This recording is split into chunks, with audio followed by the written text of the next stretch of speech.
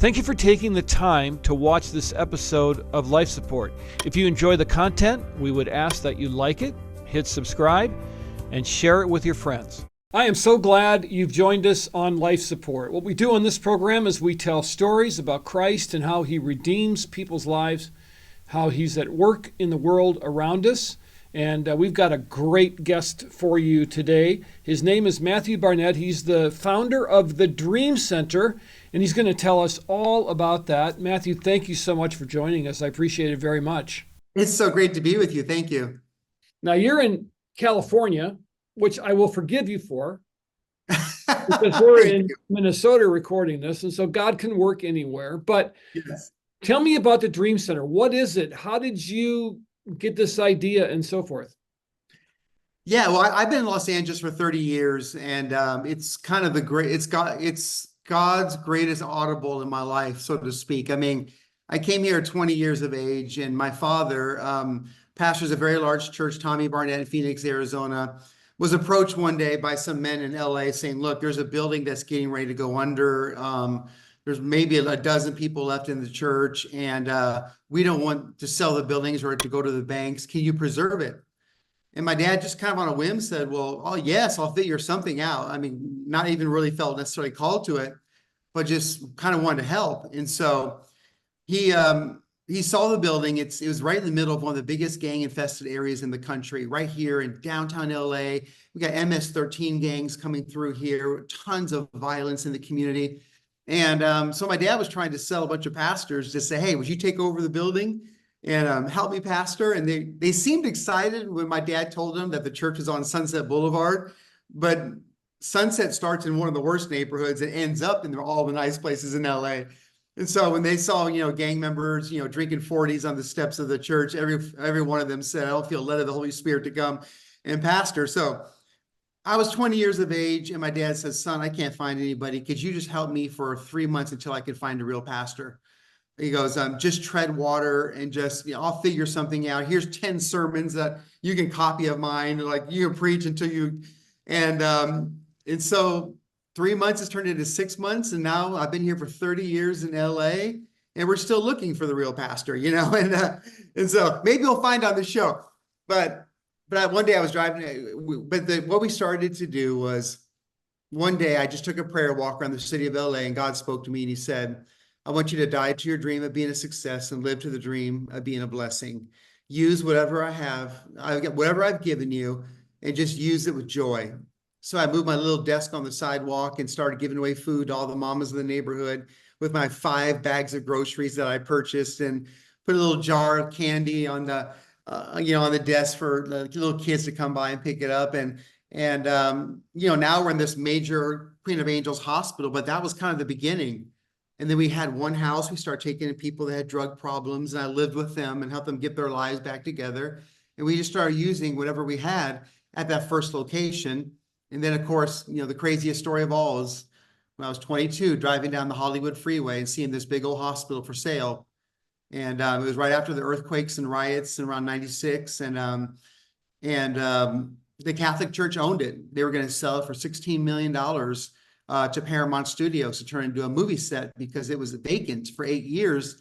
And every horror film in Hollywood was filmed in our building. Halloween and Nightmare on Elm Street and all those movies. And then I just pull over to the side and I talked to the sister that said, we don't have $16 million like Paramount, but we have a dream of opening up a building that will be open 24 hours a day and turn away nobody that was homeless, families, children, that would just be there for the neighborhood. And little did we realize that they said yes. They said, make us an offer. And we said 3.9 million. And they took our offer for 3.9 versus 16.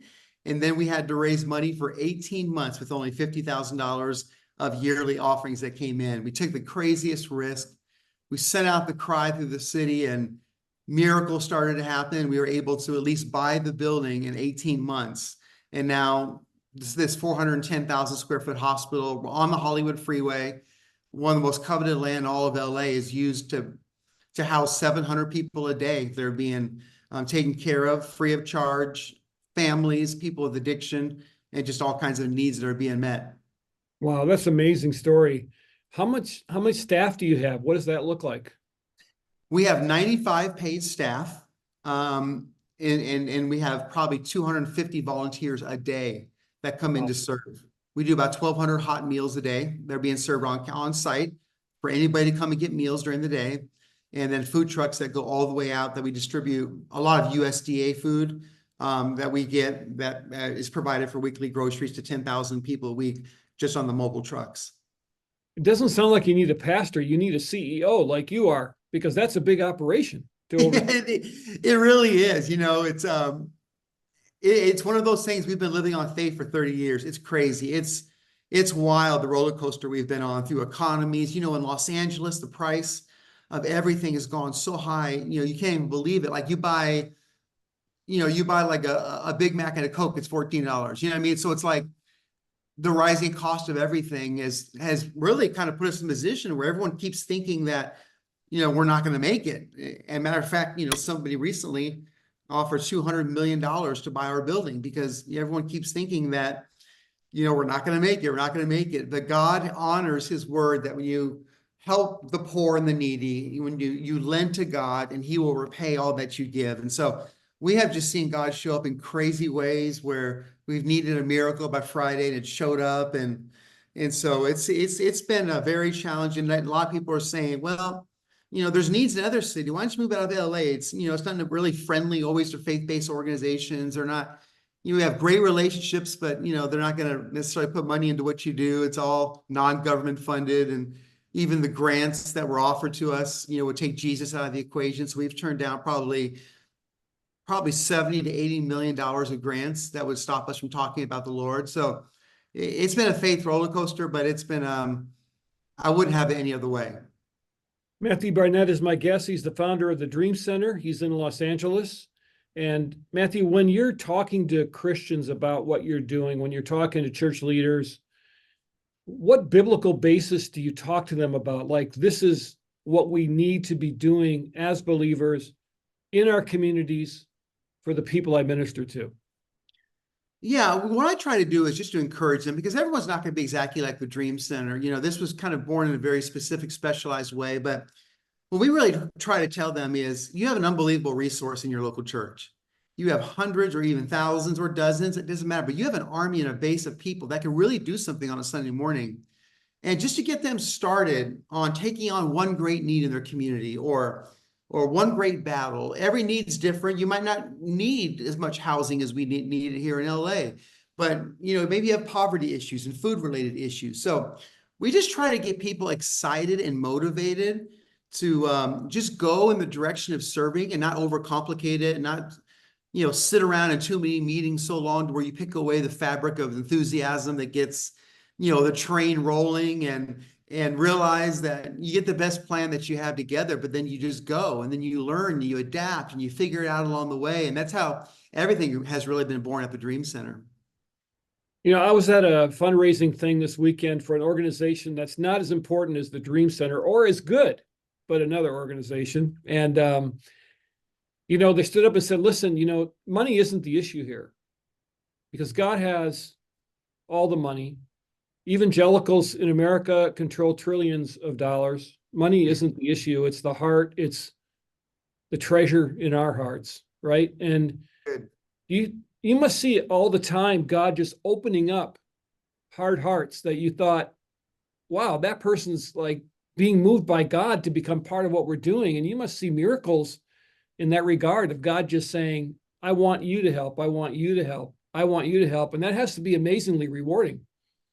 Yeah, we've had people from completely different political spectrums of mine. I tend to approach things a little more conservative leanings, but we've had guys, like the undercover boss, Stephen Klubeck, one of the biggest supporters of all Democratic causes, but came to the Dream Center, broke his heart. We went on tour. I had him give a little success principle to the 190 men in rehab, that were lining up, and just said, share anything that would help our people learn about success. He just broke down and cried. He comes by every week and just like talks to the guys. He's become a huge supporter. Kanye West, the rapper, has supported us financially out of because he believes that we do it in Jesus' name. I mean, it's interesting, and it comes out of nowhere. It really does. But I think the good thing about the Dream Center is There's no gates around it. There's no security guards trying to like protect it from the community. It's all wide open. It kind of freaks people out. They're like, wow, this place is wide open. We do have security in plain clothes, walking around, all that. But I think what blows people's mind away is how easy it is to serve here, how easy it is to get involved. And they typically work with organizations. There's a lot of hoops to go through. But because of the fact that the Dream Center kind of feels like a Grand Central Station where there's always someone being fed or a ministry that's going out into the streets, it's almost like on the hour, they could just jump in and get involved. And so we've made it very easy for people to serve and very easy for them to be a part of the ministry and go forward. I think that's captivated a lot of people. We've had different agents call us and say, hey, my celebrity needs an image makeover. Can they come and serve at the Dream Center? I'm just like, absolutely. Whatever your motive is to get you here, we want to get you here because we believe that God will touch your heart once you walk onto this campus. Well, I've needed an image makeover ever since I started in ministry. So, you may be on your doorstep at some That's point. funny. You mentioned that you have hundreds of people that are there right now that you're ministering to. Tell me about them. What kind of people do you minister to at the Dream Center? It's so interesting because literally right before this interview, there was a man that was waiting for the office to open. He said, man, I'm just here because my son and I have been living in a car for like the last year, and I just want to get a place to live. And so every day there's families lining up wanting housing. So we have about 45 families being housed here, which is about 200 people. And then we have the drug and alcohol rehab program, which is 1 year. Every program we have is based on the 1 year concept because people do better when they have time. When people are rushed or they live in that survival mindset, they make bad decisions, they don't deal with root issues in their life. So everything we do is based on the 1 year program.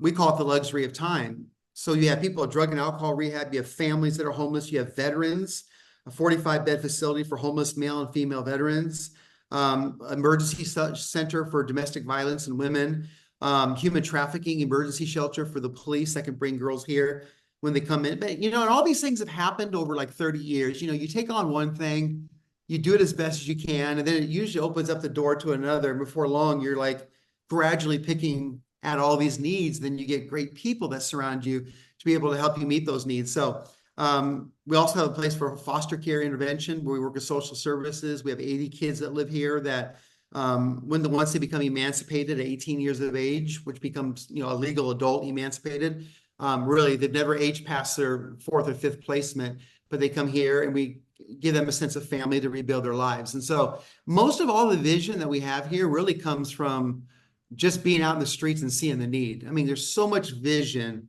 by just walking around the valleys and the hurt places of your city, and it just it blares at you what you need to do. You had mentioned before that as God was working on you to change the direction of your life or your plans and your dreams, your father is a successful pastor in Phoenix, big church, or in Arizona at least. How hard was that? Like, what kind of wrestling match did you do with God to have to say, no, that's your thing. Now I'm going to go over here and do what you want. That's not an easy process, is it? It's not, because you see success in one way for so long. You think that's the only way that God can bless it or the only way he can do it. But then when I got here, everything had to fall. I went to rock bottom for a year. There's mornings I couldn't get out of bed. I was so discouraged. I'm like, how am I going to be as good? Or how am I going to ever fill the shoes of my dad and all that? And then I just started just walking around. God just said, love what you have, use whatever I give you to serve people, and just leave it there. And I remember I told my dad about the hospital. I said, Dad, I know you're going to help me to some degree, bring your friends along, raise support. And I need that with all my heart. But I just feel like God wants us to start a 24-hour facility to help people that are broken. That was not in the plan. And the great thing about it is my dad looked at me and said, son, I think that's a great idea. And years later, I look back over that and I said, Dad, how in the world did you ever say, go for that? Because that's nothing that I knew how to do. And this is what he said. He said, I didn't understand what you were telling me you wanted to do, but I saw so much joy and passion in what God called you to do. And I didn't want to be the one person standing in the way of that. So even though I didn't get it, I just stood behind you and said, I'm going to be the one person who unconditionally believes in your dream. And that was really, really powerful. He understood that I was out of my league, but it was in my heart. And then eventually, if it's in your heart, you'll figure out a way to make it happen. And God will inspire you with what you need to make it happen. Wow, what an amazing guy. What an amazing relationship that you have there. Yeah, he wasn't much of a mentor. He just said, God's called you to do it. You can do it. Yeah, I'm here for you, but good luck. Um, Yeah. when on those days when you are discouraged, discouragement is a huge thing right now in our Yeah. culture. People are discouraged about a lot of things. They're having a hard time making ends meet. The relationships are difficult. They're tired of the political rhetoric. A lot of things to be discouraged about. How did God help pull you out of discouragement, or how did you deal with God during those times when you said, I don't know if I can get out of bed? Yeah. Those times had a different kind of discouragement. It was more of the weight of of the assignment. And then, the last 5 years, discouragement has visited me, I think, even more. And it's I had a stroke 2.5 years ago. I was getting a mall massage and someone was massaging my elbow, their elbow and my neck. I didn't realize that there was clotting there. Went straight to my brain. I had three strokes and like literally, and then we were up against making the deadline to payroll the same week, and then we our church is in the very famous Angelus Temple, where Amy Simple McPherson pastor. That building was given to us in the year 2000, but some of the pieces of the dome started to fall in, so we didn't have church for a year in our building, having to meet on Saturday nights. All this hit at once, and I got to the place where I literally started to tell God, God's been a good run. Like, have you ever said that to God? Like, you've been in the race for a long time and you're trying to negotiate. You say, God, it's been a good run, right? Over the last 30 years. And I think God met me at my place of messed up rationale and just kind of loved me at that place. And I started to realize that, I felt convicted that I didn't have like that 10-year of runway faith like I normally did, where I feel like I could see forever. Or even a year, I feel like I only had like 24 hours of faith left. And God just encouraged me that that was enough. And his mercy is new every morning. And there's times where you have faith that you can run forever. And there's times where you just need to make it through the day to get to that new mercy and that reset. And so I think what helped me is not feeling beaten down by the fact that I've wanted to quit, or that I felt like I just had a little bit of faith left. But just give God that and just give him that 24 more hours and see what will happen. And so, when COVID hit, so all this happened the last 5 years. When COVID hit, California went through the strictest lockdowns in the country. Well, maybe not as bad as Minnesota, but we went through it really hard. And so we just started feeding people, putting food in the trunk, and I thought it was over. And then it ended up being 10,000 people a day, up to 380 days of serving.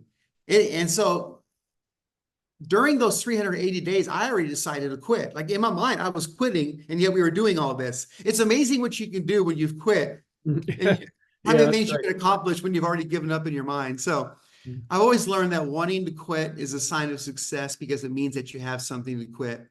And I think there's times where in those moments of discouragement, it's kind of like a wave. You just got to let roll over you and just kind of embrace it. Just sit there and say, here I am, God. And just kind of let the anxiety roll over you, and all the things, and just say, God, here I am. I don't have much to give you, but I know I can make it through the day. And Yeah. it's amazing how much things can change in that 24-hour period. And that's encouraging. And, all these biblical men and women that we modeled our lives after, that we learned from, went through huge bouts of discouragement. Yeah. And God never cast them aside because they were discouraged, or said, you're out of here. It's like, I'm going to come alongside of you. And yes, this is hard. I know it's hard, but I'm going to grow you. I'm going to change you. I'm with you. And that's how we discover more of God, right? I mean, if we weren't discouraged ever, what would we need God for? That is exactly right. The reality of how close God is sensed during those really hard times. I mean, I just, I always thought that you get to the place where you can be on cruise control, and you can just have a nice system in place and all that. But, society and things that happen, they don't often negotiate with your systems. There's different things that happen. And so I think, there's moments where you've had to, like, I tell pastors this all the time. They feel so set free because, the Dream Center is $15 million a year to operate this, no government funded. And I tell them about times we're struggling. They're like, wait, you guys struggle? Like, you guys are going through like times where your giving has gone down, or that doesn't happen with you guys. I'm like, oh no, it does. And I think sometimes people can relate more to to how you overcome failure and adversity than they can all your successes. So I tell people very vulnerable, and that used to be a thing I had too much pride to tell people. I don't want to tell them that we're failing, but I say, we're going through hard times. But the great thing about rock bottom is there's times when you go to rock bottom where God actually recreates you in rock bottom and doesn't destroy you. And I feel like he's kind of recreated us into so many new things that we have and possess that we didn't have before. Yeah, that's really good. All right, somebody listening right now wants to donate to Dream Center, wants to help you out. How can they get in touch with you? Yeah, dreamcenter.org. You can bring a youth group to come to serve for a week. We have 6,000 kids a year that come and serve. You can donate, you can send a youth group, or you can enroll someone in one of our programs, even from out of state for 1 year, and we'll take them in and free of charge and get them back on their feet again. How can they pray for you? I think they just need to pray that God would give us great stability and deep roots in this city. We want to stay in this city. We want to fight in this city. We believe that something good needs to come out of LA and Hollywood, and just that God would give us the provision and the strength of our staff, who's a little bit overtaxed right now, picking up a little bit more of everything. But this is not a burden to us; it's a call. The burden will come and go, but the call stays forever. That God will just allow us to be steadfast in our calling.